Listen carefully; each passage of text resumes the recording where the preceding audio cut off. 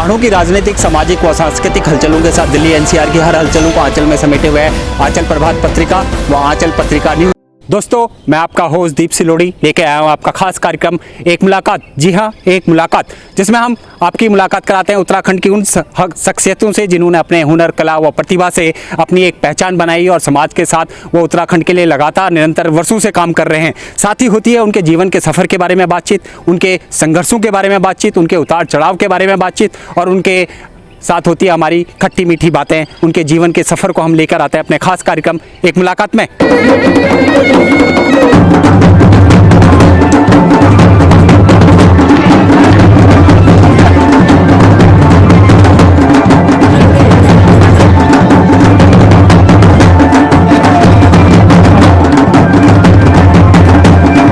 आज हम आपकी मुलाकात करा रहे हैं उत्तराखंड के ऐसे बेहतरीन गायक, संगीतकार और निर्देशक से जिन्होंने 1980 से लगातार 2020 तक बेहतरीन मंच संचालन के साथ साथ अपनी गायकी और अपने निर्देशन से जो है लाखों लोगों का दिल जीता है और स्टेज मंच के वह एक बेहतरीन कलाकार के रूप में देखे जाते हैं।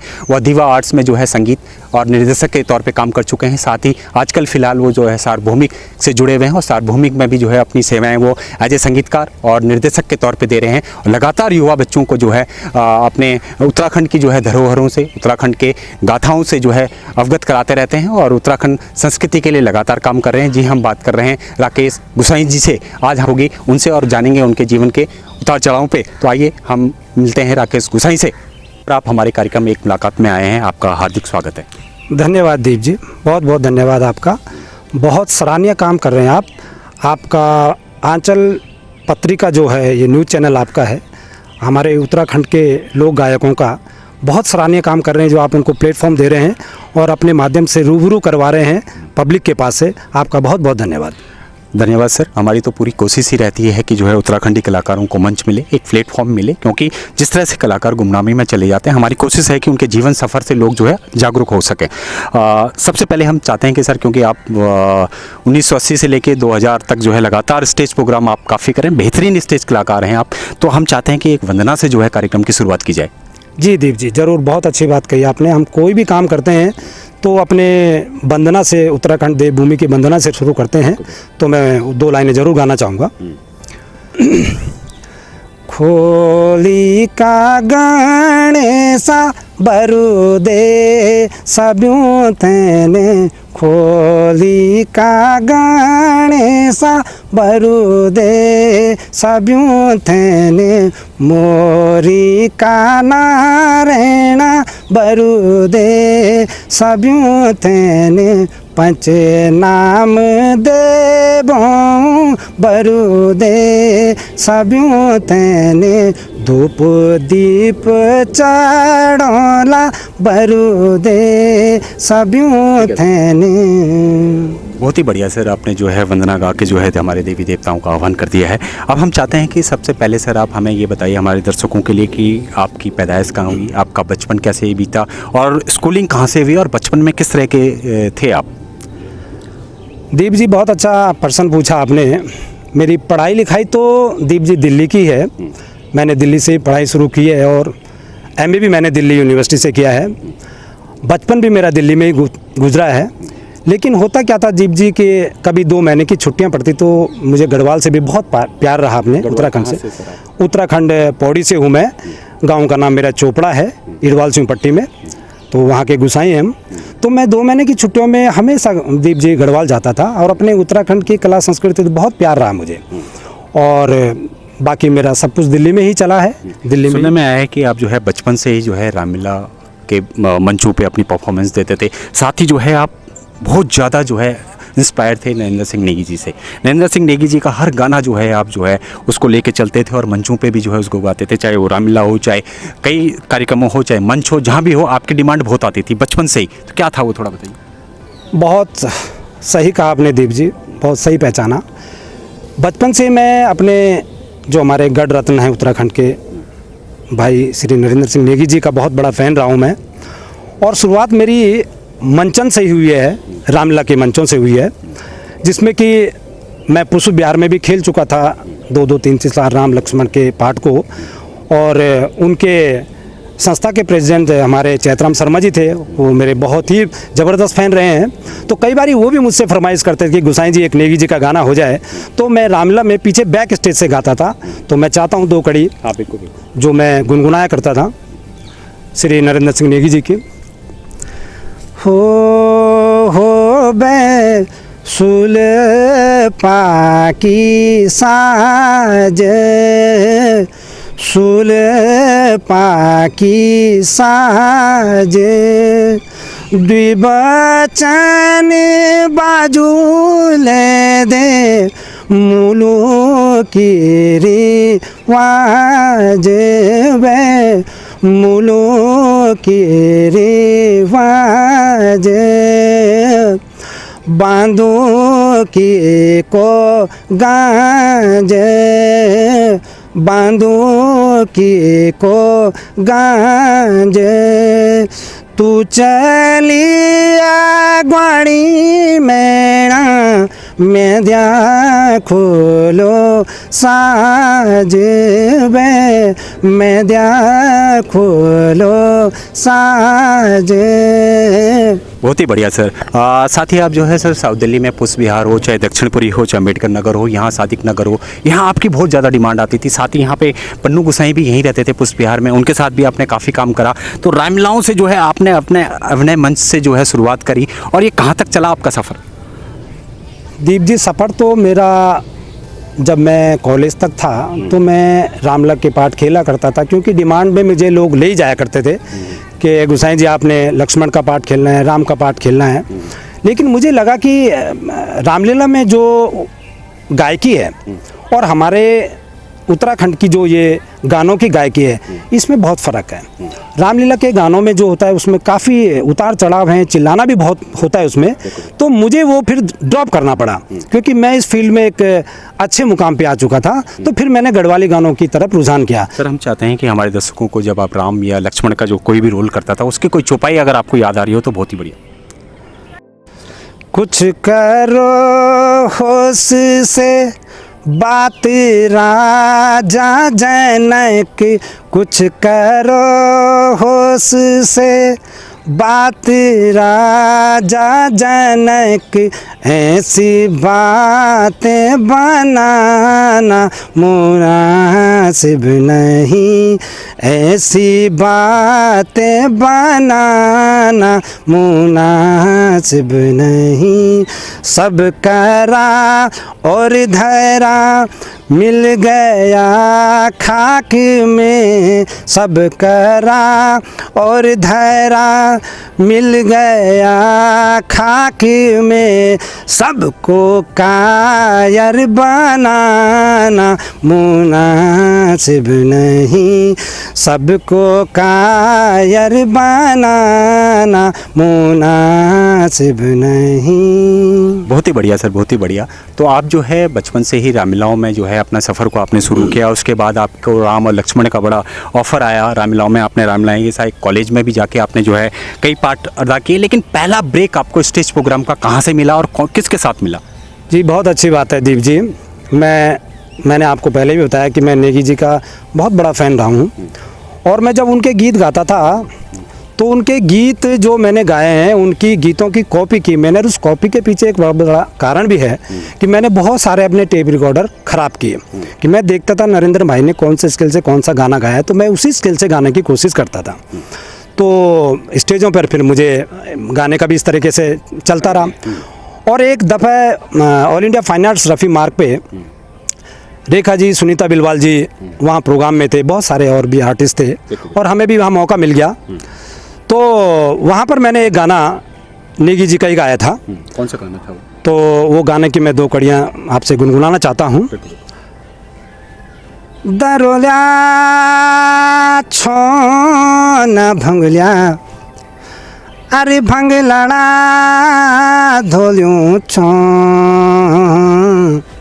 कै माना बोलिया, कै माना बोलिया बैजी जननियों को मरियूं छोमी, कै माना बोलिया बैजी सैनियों को मरियूं छो। दरोल्या छो न बंगुल्या बंगलाड़ा पोल्यूं छो के माना बोलिया बैजू जननियों को मरियूं छो मी के माना बोलिया बैजू सैनियों को मरियूं छो फड़ेटों की पोड़ी मारी मुछलों ने डमियों छौमी फड़ेटों की पोड़ी मारी मुछलों ने डमियों छौमी हडगियों को बणियों पीना गंजलों ने कुटियों छौमी सिलटों माथी चिथीचे की थी चोणी बणियों छो कै माना बोलिया बैजू सहनी को मरियूं छौमी कै माना बोलिया बैजू जननियों को मरियूं छो। बहुत ही बढ़िया सर, आपने जो है बिल्कुल पुरानी यादों को ताज़ा कर दिया है। उस टाइम जो है नरेंद्र सिंह नेगी जी के साथ कई लीजेंड कलाकार और हुआ करते थे। गोपाल बाबू गोस्वामी हो गए, चंद सिंह राही जी हो गए, जगदीश बकरोला जी हो गए, सत्येंद्र फटियाल जी हो गए, कई सारे ऐसे, रेखा दसमाना जी हो गई, सुनीता बेनीवाल जी हो गई, कई इस तरह के कलाकार थे। उन क्या याद आ रही है? दीप जी, फिर एक ऐसा ही प्रोग्राम मेरा इन्हीं लोगों के साथ में पड़ा और जब रेखा जी ने मुझे सुन लिया था कि ये लड़का बहुत अच्छा गाता है, फिर मुझसे पूछा भी उन्होंने, तो एक दिन ऐसे ही प्रोग्राम हमारा साथ में आ गया तो मुझे उनके साथ गाने का मौका मिल गया। वो भी नेगी जी का गीत था, रेखा जी ने खुद अपनी आवाज़ में गा रखा है, बड़ा प्रसिद्ध गीत हुआ भैजी का वो नई वो। तो नेगी जी भैजी की मैं कड़ी आपको सुना देता हूँ अपनी मेल की। हिटले दी धमाधम हिटले दी घमा घम सरासरी जोला फूक तो लोली छुयो डेरे माँ लगोला फूक तो लोली छुयो डेरे माँ लगोला बंडी होश ना करे हिटिले दी सरासरी बंडी होश ना करे हिटिले दी सरासरी नांगा खूटों हिट सैंडल बाटू माधरी यूं गाणियों ने इखी भूकी मोरी जोला फूक तो लोली छुयूं डेरे माँ लगोला फूक तो लोली छुयूं डेरे माँ लगोला। हमें याद आ रहा है कि शायद ये नई न्यू ब्लॉक कैसेट एल्बम का गाना था जो पन्नू गोसाई ने किया हुआ था। बहुत ही बढ़िया सर। हम जानना चाहते हैं कि आपके नरेंद्र सिंह नेगी तो प्रेरणा स्रोत रहे ही हैं, साथ और किस कलाकार के साथ आपको ज़्यादा अटैचमेंट रहा, जिनको लेके आप और आगे बढ़े, उनके भी कुछ आपने गुण सीखे हों? देखिए दीप जी, हर कलाकार की अपना वजूद होता है, वो अपने माध्यम से ही आगे बढ़ता है, लेकिन जहाँ सीनियर का साथ मिलता है तो उसके क्षेत्र में और उसके अपनेपन में थोड़ा सा उतार चढ़ाव और ऊपर आ जाता है। उतार तो नहीं कहूँगा मैं, ऊपर चढ़ाव आ जाता है। तो सीनियर कलाकारों के साथ तो मैंने काम किया है, जैसे गोपाल बाबू गोस्वामी भी रहे हैं। कोई याद आ रहा हो उनके साथ का कोई क्षण या कोई? जी ज़रूर, मैं कोशिश करता हूँ गुनगुनाने की। केले बजी मुरुली बहना ऊँची नीसी डांडियों माँ केले बजी मुरुली बहना ऊँची नीसी डांडियों माँ चिरी है काले जी मेरी वो देख मन माँ मुरली कुशोर सुनी हिया भरिए गो हो पापिन मेरो बेणा मने दुख है छो स्वामी परदेसा मेरा उजरी लाम माँ केले बज मुरुली बेणा ऊँची नीसी डांडियों माँ। सर, मंचों पे जो है नरेंद्र सिंह नेगी जी, गोपाल बाबू गोस्वामी और पुराने कलाकारों के गाने गाते थे। क्या कभी आपको मन आया है कि मैं खुद की अपनी रचना करूं, कुछ अपनी खुद की एल्बम निकालूं, अपनी कैसेट निकालूं? कब आपने कुछ इस तरह का कुछ निकाला? जी दीप जी, बहुत बढ़िया क्वेश्चन पूछा आपने। ऑब्वियसली हर कलाकार का अपना एक माध्यम होता है और वो चाहता है कि मैं कब तक दूसरों के गाने गाऊं, अपना भी कुछ होना चाहिए। तो मैंने लिखना भी शुरू कर लिया था उसी दरमियान पे, सन 82-83 के दरमियान पे लिखना भी कुछ किया था हल्का फुल्का। और उसी टाइम पे एक ऐसा माध्यम बना था कि गढ़वाल में आपने देखा होगा कि बाग लग गया था, तो वो बाग ने बड़ा परेशान किया गाँव में।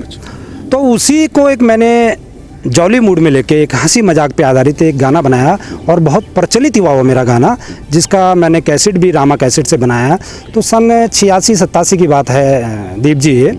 तो मैं एक कड़ी उसकी ज़रूर, कैसेट का नाम ही मैंने नादान बाग ना रखा था। अच्छा। और हंसी मजाक पे आधारित है गाना, तो मैं दर्शकों के सामने थोड़ा सुनाना चाहूँगा। बड़ू घपुरियालू मचाई चुचों कुकुरियालू मचाई, बड़ू घपुरियालू मचाई चुचों कुकुरियालू मचाई, निर्बागी बागना रे शैतान बागना, नादान बागना रे शैतान बागना, बड़ू घपुरियालू मचाई चुचों कुकुरियालू मचाई, नादान बागना रे शैतान बागना। एक दान बोड़ा गोरु में जा रहा था, एक दान बोड़ा गोरु में जा रहा था, अपने गोरु को वो इनके हका रहा था, हट हट है डांगा। एक दान बोड़ा गोरु में जा रहा था, अपने गोरु को वो इनके हका रहा था, चूचों हकन दिखाई अरे बोड़ा तेलम डाई, नादान बागना रे शैतान बागना, निर्बगी बागना रे शैतान बागना। बहुत ही बढ़िया सर, जो आपकी रचना है ये भी काफ़ी, क्योंकि उत्तराखंड में तो बाघ का ज़्यादा प्रकोप रहता है लगातार, आपने बहुत ही अच्छा गीत बना। साथ ही आप जो है अपनी रचनाएं भी उसके बाद शुरू कर दी थी, आपने गीत लिखने चालू कर दिए थे, क्या थे, कुछ याद आ रहा हो?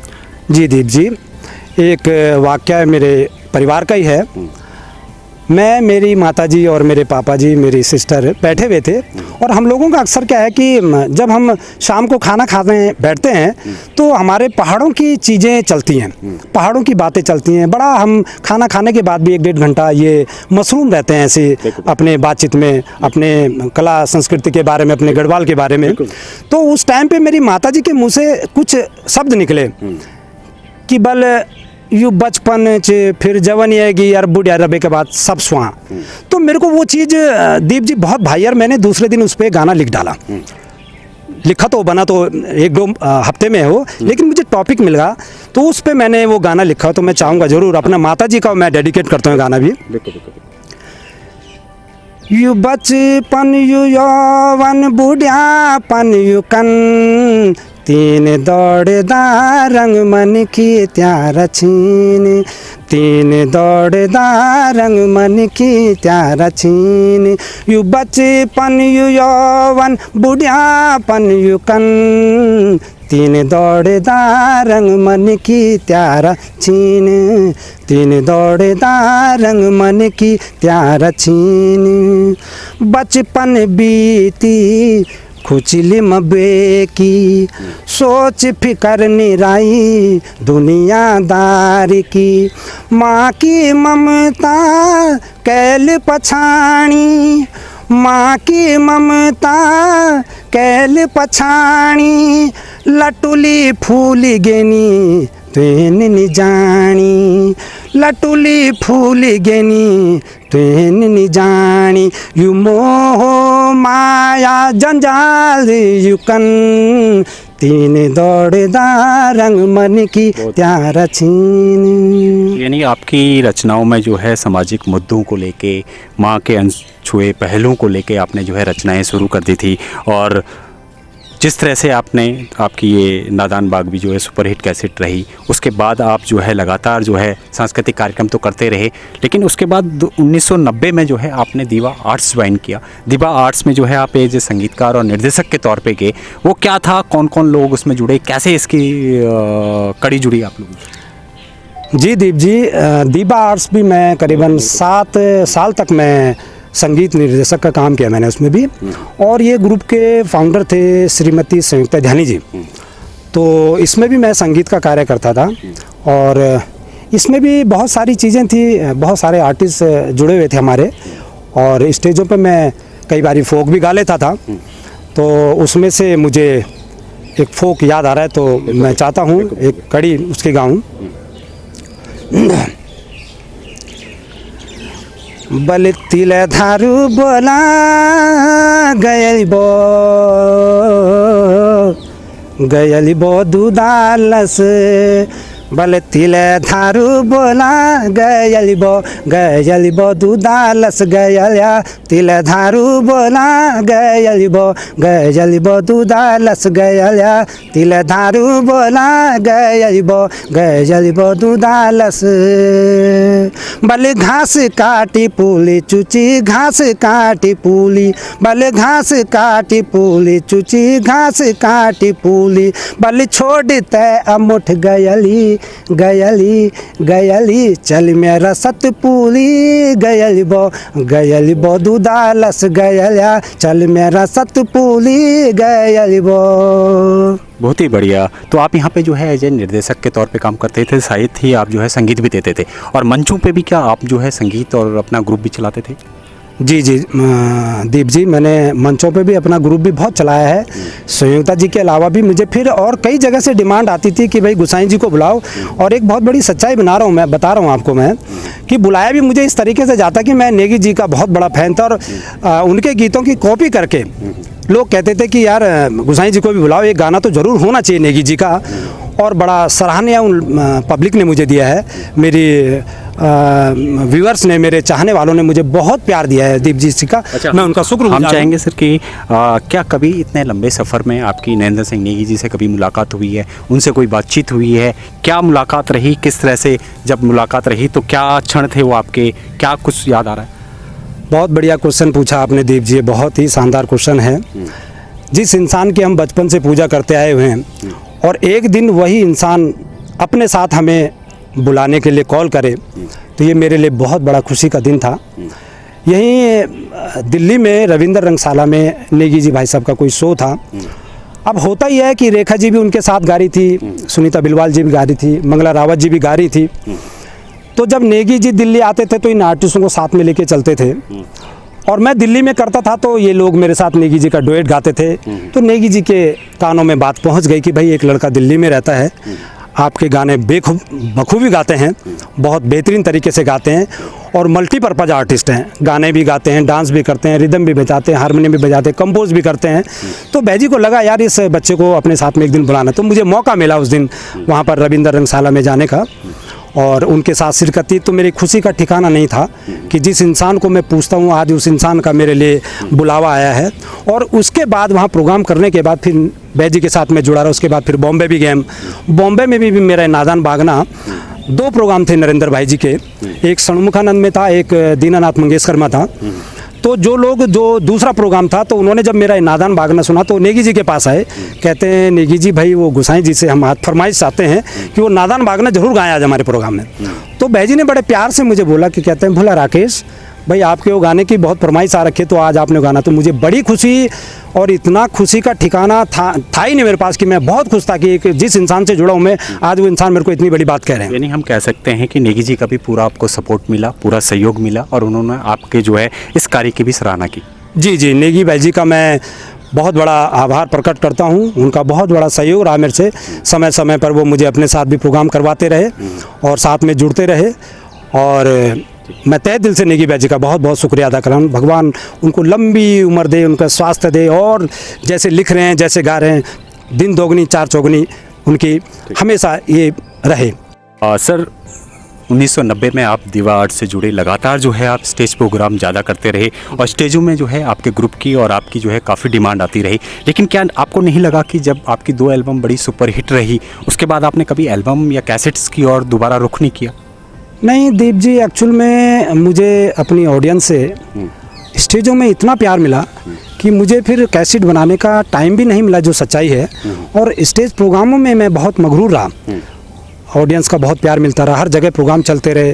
अपने ओन प्रोग्राम करने के साथ साथ मुझे और दूसरे ग्रुप भी बुलाते रहे और बहुत व्यस्तता रही प्रोग्रामों में। तो इस वजह आप जो है स्टेज कार्यक्रमों में जो है एज ए कलाकार, एज ए गायक, एज ए संगीतकार, एज ए निर्देशक, यानी हम कह सकते हैं कि ऑलराउंडर जो हम कह सकते हैं एक मल्टी टैलेंटेड कलाकार, वो छवि आपकी उभर के आ रही थी। जी जी बिल्कुल, लोगों ने बहुत सराहना मेरे को इस बात में प्यार भी मिला कि ये लड़का गाता भी है, बजाता भी है, रिदम भी बजाता है, कंपोज भी करता है, हारमोनियम भी प्ले कर लेता है। तो इस चीज़ का बहुत मुझे प्यार मिला पब्लिक से, और मैं पब्लिक का शुक्रगुजार हूँ इस बात के लिए कि उन्होंने मुझे इतना प्यार, इतना मोहब्बत दिया कि मैं वही आपको बता रहा हूँ कि फिर मेरा कैसेट की तरफ ध्यान ही नहीं गया। स्टेज शो इतने होते रहे, आए दिन शो होते रहते थे मेरे, तो उसी में मेरा रुझान बढ़ता गया और मैं इतना आगे निकल गया। सर, मंचों पे आपकी एक बहुत ही बेहतरीन परफॉर्मेंस की हर मंच पे डिमांड आती थी। ज़्यादातर लोग जो है उस नृत्य नाटिका को जो है आपसे सुनने को डिमांड करते थे। शायद वो मंगतू बोलिया है, और मंगतू बोलिया किस तरह से आप लोग परफॉर्मेंस करते थे, क्योंकि एक सुपरहिट परफॉर्मेंस थी ये मंच की। जी दीप जी, मैं ज़रूर सुनाना चाहूँगा उस गाना। ये गाना हमारा नृत्य नाटिका पर ही आधारित था।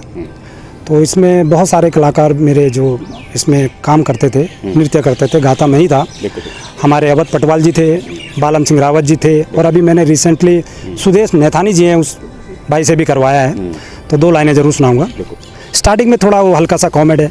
बोला बोला बोला बोला बोला बोला बोला बोला बोला मंगतू क्यान बोले बेटा क्यान बोले, मंगतू क्यान बोले, बोला बोला बोला बोला बोला बोला मंगतू बोल्या हे चुचों के लिए बोले, आहा मंगतू बोल्या हे चुचों के लिए बोले, हे चुची लोग बुना छिनमी बोल्या वो बणी ग्यो, हे चुची लोग बुना छिनमी बोल्या वो बणी ग्यो, आहा मंगतू बोल्या हे चुचों के लिए बोले, आहा मंगतू बोल्या हे चुचों के लिए बोले। भंगुलो दगड़ी बैठी कि मिन सोड़ जू मरीनी, सोड़ जू मरीनी मिन सोड़ जू मरीनी, भंगुलो दगड़ी बैठी कि मिन सोड़ जू मरीनी, सोड़ जू मरीनी मिन सोड़ जू मरीनी, भंगल्याओ बणी ग्यो, बंगल्याओ बणी ग्यो, हे चुची लोग बुना छिनमी दरोल्या बणी ग्यो, आहा लोग बुना छिनमी बंगल्याओ बणी ग्यो। दगड़ी बैठ की मिन पैक जू लगैनी, पैक जू लगैनी मिन पैक जू लगैनी, दरलो दगड़ी बैठ की मिन पैक जू लगैनी, पैक जू लगैनी मिन पैक जू लगैनी, दरोल्या बणी ग्यो, दरोल्या बणी ग्यो, हे चुची लोग बुना छिनमी दरोल्या बणी ग्यो, आहा लोग बुना छिनमी बंगल्याओ बणी ग्यो। बहुत ही बढ़िया, क्योंकि हम भी पुष्प विहार में रहते थे तो आपकी ये परफॉर्मेंस मैंने कई बार ही देखी है। और मंगतू बोलिया का जब ये सीन आता था तो हम भी बड़े उत्सुक होते थे इस कार्यक्रम को देखने के लिए। धन्यवाद। आपने वही जो है याद बहुत बहुत धन्यवाद देव जी, बहुत बहुत धन्यवाद आपका। सही कह रहे हैं आपने बहुत गाया मैंने स्टेज पर, बहुत बढ़िया बेहतरीन परफॉर्मेंस रहती है। हमें याद है कि दिल्ली एनसीआर में चाहे सादिक नगर हो, चाहे किदवई नगर हो, चाहे आपके नौजी नगर में हो, चाहे सूरज नगर हो, चाहे आपके बदरपुर हो, सभी जगह जो है इस गाने की बड़ी डिमांड आती थी और लोग बहुत पसंद करते हैं और आज भी पसंद करते हैं। जी जी, मैं आपको बता रहा हूँ दीप जी, यही वजह रही है मेरी कैसेट की तरफ रुझान कम होने का, क्योंकि स्टेजों में लोगों ने बहुत सराहा मुझे, बहुत प्यार दिया लोगों ने मुझे। मैं बहुत बहुत धन्यवाद करना चाहूँगा अपनी पब्लिक का जिन्होंने मुझे इतना सराहा है, और इसी में मैं मगरूल होता चला गया। फिलहाल रुकते हैं एक ब्रेक के लिए, और ब्रेक के बाद फिर से हमारी एक मुलाकात का सिलसिला जारी रहेगा। आज हम बात कर रहे हैं गायक, संगीतकार और निर्देशक राकेश गुसाई से। ब्रेक के बाद हम जानेंगे कि किस तरह से उनका सफ़र आगे का रहा, क्योंकि उसके बाद वो जो है सार्वभौमिक से जो है जुड़े, वहाँ पे एज ए संगीतकार और निर्देशक के रूप में उन्होंने काम करा। साथ ही लगातार वो स्टेज कार्यक्रमों में तो अपनी परफॉर्मेंस दे ही रहे हैं, लेकिन उनसे जानेंगे कि किस तरह से उत्तराखंड संगीत, उत्तराखंड लोक संस्कृति, लोक परंपराएँ आज के ज़माने में चल रही है। आज की युवा पीढ़ी क्या सोचते हैं, युवा पीढ़ी के बारे में वो क्या सोचते हैं, और आज के म्यूजिक और संगीत के लिए बारे में वो क्या सोचते हैं, इन सभी पर हमारी बातचीत होगी एक ब्रेक के बाद। फिलहाल रुकते हैं एक ब्रेक के लिए।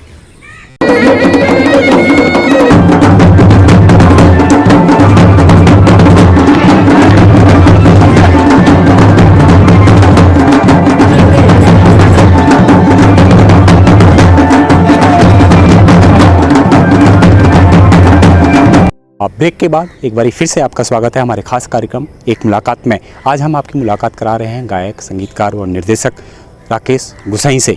तो आइए अपने बातों का सिलसिला हम फिर से जारी रखते हैं अपने खास कार्यक्रम एक मुलाकात में। ब्रेक के बाद सर एक बार फिर से आपका स्वागत है। धन्यवाद दीप जी, बहुत बहुत धन्यवाद आपका। सर हम चाहते हैं कि फिर से आप कोई अगर देवभूमि का कोई बहुत ही मधुर या संगीत में कोई गाना आपको याद आ रहा हो तो हमारे दर्शकों को। जी ज़रूर ज़रूर।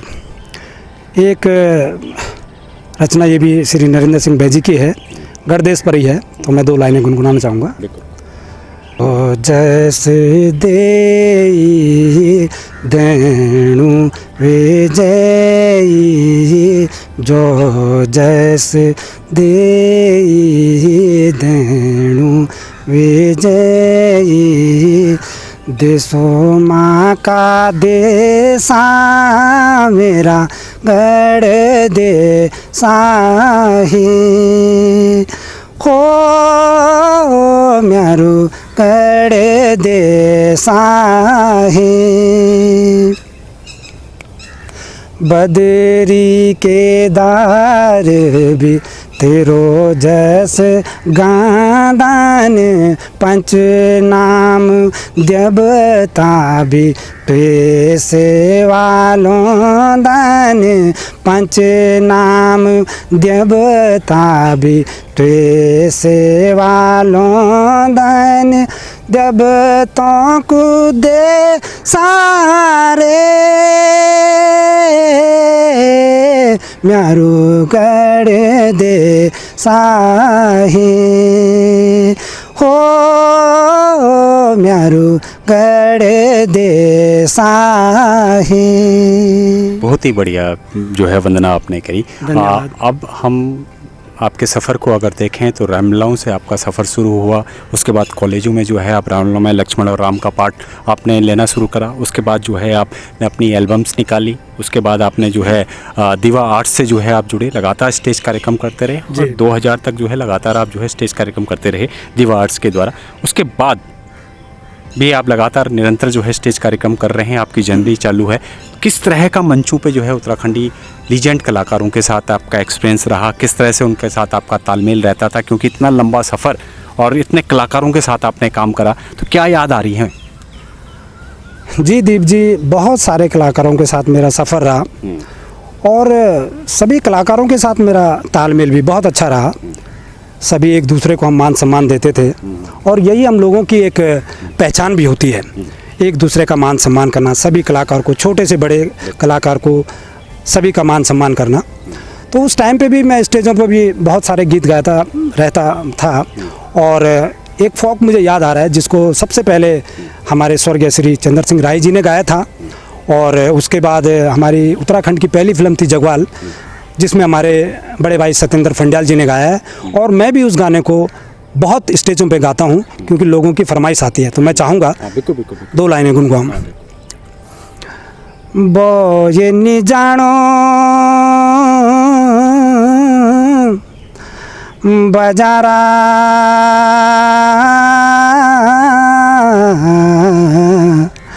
मेरी बहू सुरेला, बोए नि जानो बोए जमई नि जानो, बोए कतई नि जानो मेरी बहू सुरेला, बोए नि जानो बोए जमई नि जानो, बोए पंचमी कुम्याला मेरी बहू सुरेला।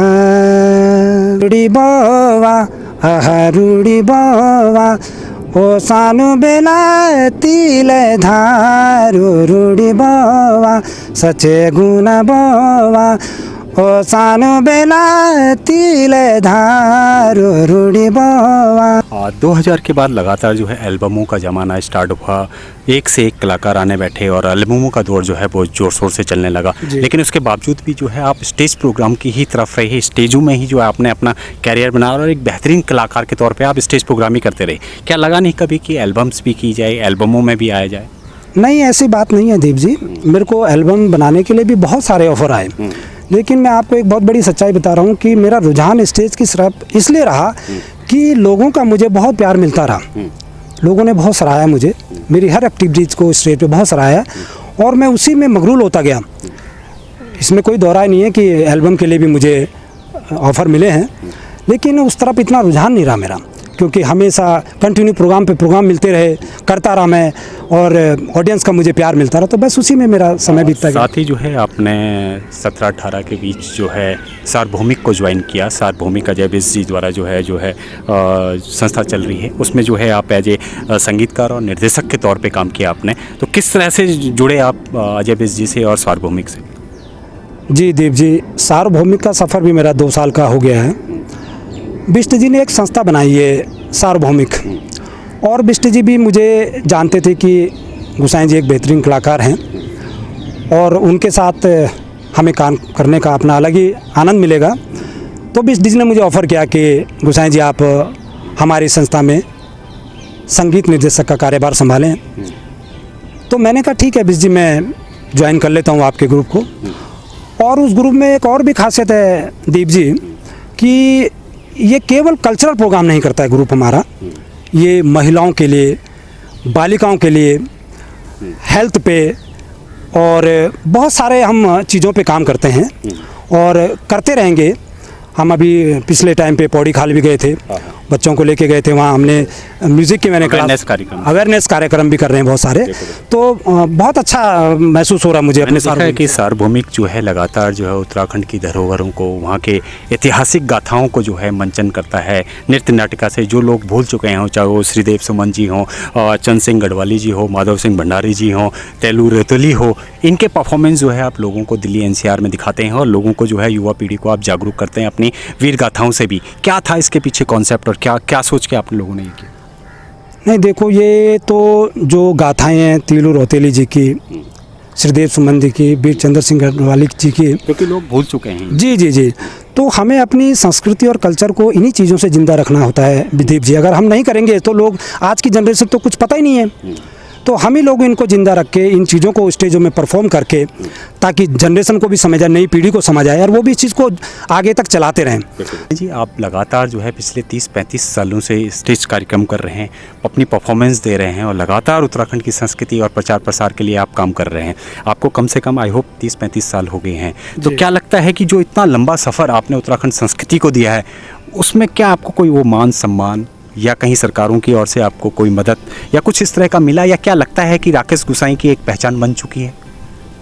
जी दीप जी, 30-35 साल का सफ़र मेरा ये बहुत लंबा सफ़र रहा, और पहचान तो मुझे सबसे बड़ी बात ये है कि मुझे स्टेज में जनता का, पब्लिक का मुझे प्यार मिलता रहा दीप जी। इससे बढ़कर और पहचान क्या हो सकती है मेरी? मुझे किसी मान सम्मान की ज़रूरत नहीं है। पब्लिक ने मुझे इतना प्यार दिया, हर टाइम पे स्टेजों में मुझे सुनने को मजबूर किया कि ये चीज़ चाहिए, ये चीज़ चाहिए। हमने वो चीज़ पब्लिक को खुश करने के लिए दी भी है, तो मुझे इससे कोई फ़र्क नहीं पड़ा। सर, अब आपके आगामी क्या प्रोजेक्ट रहेंगे? राकेश गुसाई जी हमें किस नज़र में नज़र आएंगी? क्या कुछ आपके नए प्रोजेक्ट हैं जिस पे आप काम कर रहे हों, या कुछ इस तरह की रचनाएं आपकी हमें आगामी टाइम पे दिखेगा, या सांस्कृतिक कार्यक्रमों में आपके आप कुछ बदलाव नज़र आएंगे? क्या है अब आगामी प्रोजेक्ट आपके? जी दीप जी, वैसे तो हमारा सार्वभौमिक परिवार कर ही रहा कार्य इस पे, जैसे नौनी प्रोजेक्ट हो गया हमारा, बालिका पे हो गया, और नारी सशक्तिकरण का हो गया। तो इसमें कंटिन्यू हम अपने सांस्कृतिक प्रोग्राम करते ही रह रहे हैं, और इसमें नए बदलाव भी लाने की हम कोशिश कर रहे हैं। और जैसे हमारे स्टेजों पे वंदनाएं होती हैं, तो उनमें भी अब थोड़ा सा चेंज मैं कोशिश कर रहा हूँ मैं। तो एक हल्का सा मांगल टाइप में मैं आपको सुना देता हूँ जी। देना हो या खोली का गणेशा है, देना हो या मोरी का नारायणा है, देना हो या पंच नाम देवाए, देना हो या नखोली का नाग है। और क्या कुछ और बदलाव भी हमें नज़र आएंगे देखने को? हाँ दीप जी, बदलाव तो देखो, स्टेज प्रोग्राम तो मैं कर ही रहा हूँ, और मेरी कोशिश ये रहती कि मैं अब नई चीज़ें अपनी पब्लिक को दूँ। अभी लास्ट टाइम पे मैंने एक अपने सार्वभौमिक परिवार में आदि से अनंत तक एक कार्यक्रम किया था, जो लोगों ने बहुत सराहा है, बहुत अप्रिशिएट मिला है हमको। और विशेष करके कई उच्च कोटि के लोगों ने भी हमें बधाइयाँ दी हैं, मेरे को भी पर्सनली वे में दिए हैं कि गोसाई जी हम बरसों से सोचते हैं लेकिन आपने इस काम को बहुत बखूबी निभाया है। तो इस तरह के करता रहता हूँ मैं। मेरी एक नई रचना भी है जो मैं सोच रहा हूँ उसको स्टेजों पर भी ला के मैं जाऊँगा, 2 पंक्तियाँ गुनगुनाना चाहूँगा दीप जी। चौंटी माँ को तिल तेरू धक रह गे दिल मेरू है सदी भगत पोड़ी गलोड़ी मपील तेरो। हाँ, चौंठी माँ को तिल तेरू धक रह गे दिल मेरू है सदी भगत पोड़ी गलोड़ी मपील तेरो। हाय रे तेरी मुखड़ी स्वाणी मुखड़ी मेरू माने बार में गे कसम से मेरू पराणे मेरा बस मानी रह गे। हाँ, चौंठी माँ को तिल तेरू धके रह गे दिल मेरू है सदी भगत पोड़ी गलोड़ी मपील तेरो। घुंघरली लटूली तेरी गलोड़ी मांदी घुंघरली लटूली तेरी गलोड़ियों मांदी नाका की बिसारी चौंठी भूखी पेणी रहंदी नाका की बुलाक तेरी भूखी पेणी रहंदी। हाय रे तेरी बुलाक अरे लटूली मेरा दिल तैरू से गे कसम से मेरो प्राणे मेरा बस मानी रह गे। हाँ, चौंठी माँ को तिल तेरू धक रह गे दिल मेरू है सदी भगत पोड़ी गलोड़ी मपील तेरो। बहुत ही बढ़िया सर, आपके जो हमारी पूरी शुभकामनाएं रहेंगी आपके साथ कि आपके जो भी नए प्रोजेक्ट हों या जिस पे भी आप काम कर रहे हो वो भी उसी तरह जनता का प्यार आपको मिलता रहे जैसे पिछले लगातार 30-35 सालों से आपको मिलता जा रहा है। धन्यवाद दीप जी। सच जाते जाते हम चाहते हैं कि उत्तराखंड के युवा कलाकारों को और जो उत्तराखंड की संस्कृति से जुड़े हुए हैं उनको आप क्या संदेश देना चाहेंगे, साथ ही उत्तराखंड समाज से क्या अपील करना चाहेंगे आप? जी दीप जी, बहुत अच्छी बात कही आपने।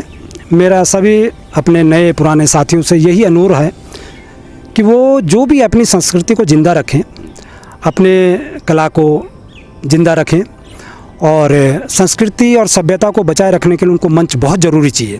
तो मेरी अपनी संस्थाओं से, अपने सामाजिक कार्यकर्ताओं से यही अपील है कि हर कलाकार को वो मंच दें ताकि हमारी संस्कृति और सभ्यता आगे चले, आगे बढ़े। अगर ये नहीं चलेगी, अगर कलाकार स्टेज पे नहीं गाएगा, नहीं आएगा तो संस्कृति बहुत मुश्किल आगे चलना। तो मेरी उन लोगों से यही गुजारिश है कि वो हर कलाकार को, चाहे वो छोटा हो बड़ा हो, मंच देते रहें और इस संस्कृति और सभ्यता को जिंदा रखें।